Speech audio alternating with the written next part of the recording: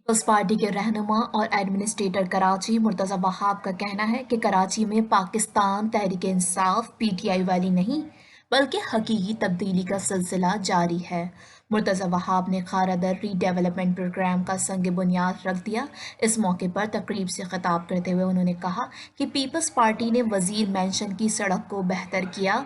मलीर में शेरपाव कॉलोनी की ज़मीन पर चाइना कटिंग वालों की नज़र थी।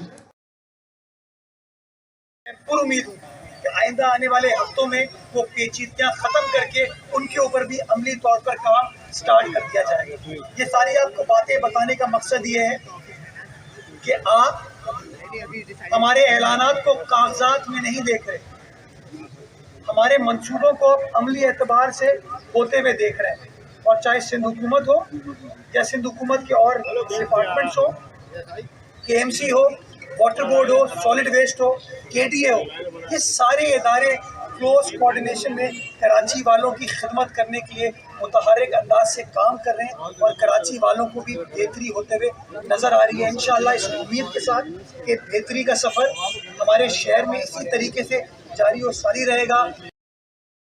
अपने बजट के मुताबिक काम करते हैं, उस बजट के हिस्से होते हैं।